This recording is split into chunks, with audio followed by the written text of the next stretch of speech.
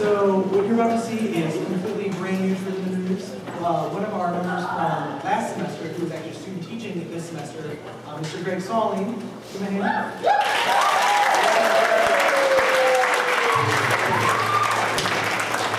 Now, Greg is something pretty special. He is actually into competitive speech. So he's actually traveled to 2 different nationals competitions and competed at the national level. And I think we can give him a round of a round of applause as he comes up and does something pretty cool.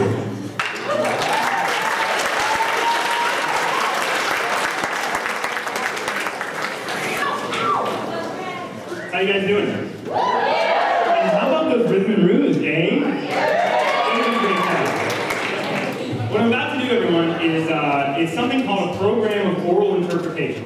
What it means is it's a bunch of different types of literature that I sort of take the voice of, and it's all around one theme. We're at an a cappella concert. I bet you can't guess what the theme is. A cappella. Yeah, so it's going to be, oh my, surprise! It's going to be a lot of fun. I hope you enjoy it.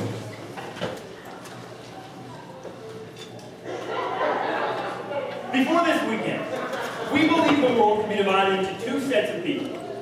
Those who like the cheesy theatricality of a cappella groups, and those who rather lean a gun in their ears with a Q-tip than sit through an episode of The Sing-Off or watch Pitch Perfect. But that was before this weekend's international competition of collegiate a cappella, held at Town Hall in New York. Singing is hard to present in a way that's cool to young people. But beatboxing is different. Everybody has a voice, and because the basics of beatboxing consist of simple phonetic sounds we all use in day-to-day life, doesn't take long to get started. Reach inside and unzip my second skin. Stroke the snare as I watch strip me, lay me bare, prepare. Reach inside and play me like your instrument. Find the notes, unplug the headphones, and watch me float on nature's music. If you should choose it.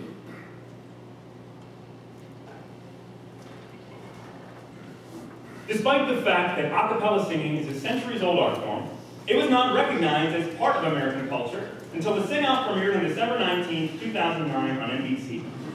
And although incarnations like the Sing-Off, Glee, and the spoof Pitch Perfect have popularized the art form, it has not been given the appropriate rise to legitimacy. As a 4-year member of my university's a cappella group, I am using the forum of forensics to argue for this legitimacy. As one of the thousands of individuals across the nation who have the opportunity to use our voices to perform and persuade, I would be remiss not to argue for a cappella's rightful place as an art form. A cappella is hard work and dedication. It is communication and community. And above all, it celebrates the purest, most natural instrument we have, the voice. So, through the poetry, Take Me, I'm Yours by Cadbury Aisling, prose, The Conversation by Jason Williams, documentary, A Cappella Bootcamp, produced by Elizabeth Banks, an NPR broadcast of All Things Considered for May 19, 2013, and original beats by me. A program. No accompaniment necessary. All right, take 5, guys, okay? 100 years ago, barbershop was just guys getting together singing current pop tunes. And 50 years ago, in doo-wop, the street corner thing, they were just singing current pop music. So what we're doing now is no different. The real difference is we're able to use our voices in new and unique ways to really fill out the sound. You know, replicate those strong, pounding rhythms and fill the full sonic spectrum. Replicating instruments. Replicating instruments. Reach inside and pull back the sheets, the clink of springs, a xylophone trickling out a tune soon. Reach inside and pump the pillows, watch the noise-filled pause billow out rest stops of tension and apprehension, setting for the show. Change emotion with the motion. Now reach inside and grip my heart. It's urgent bass beat cues to start the warm-up of this performance. We actually had a really rigorous rehearsal schedule for this. One, there's a lot of music and fun to get ready for, but we also had to figure out how to build these musical numbers with the voices we have. We have to learn the music, we have to record the music, we have to learn the choreography. I wanted to make sure that we really formed a group. So we had what we called a cappella boot camp.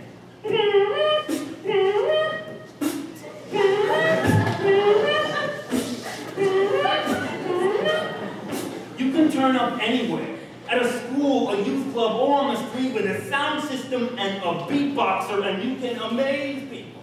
They are immediately intrigued and want to learn more. And the thing is, anybody can do it. Anywhere. It doesn't matter what age you are, what language you speak, what religion you are, how old you are, what sex you are, or what music you listen to. Now reach inside and slip through my blood. Your music shivers up my veins, an invisible trail I beg you take. What remains, now reach inside and snatch my lungs away. The heavy gasp of breath beats beatbox any day. Take them. They're yours. Many mumbling lights, in the moonlight, mighty nice. Many. What we're doing here in the 10th floor of this building in Baton Rouge, Louisiana, is giving people a crash course in a cappella singing. It's grueling. You know, how to use your voice in new and unique ways. How to sing a solid 3 minutes without taking a breath. You know, and the challenge of these arrangements, you know, to create a really full sound with 10 voices, that's 10 people, each on their own part. You know, we have to make a cappella seem really cool. But we've also got to make it seem really realistic.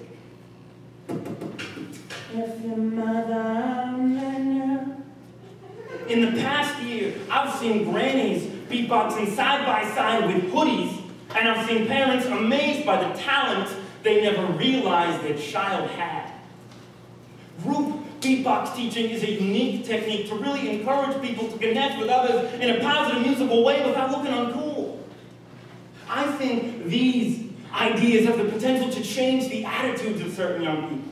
Attitudes which are currently leading to a downward spiral of post-Cold Wars, drugs, knife crime, yes, and in some areas, gun crime.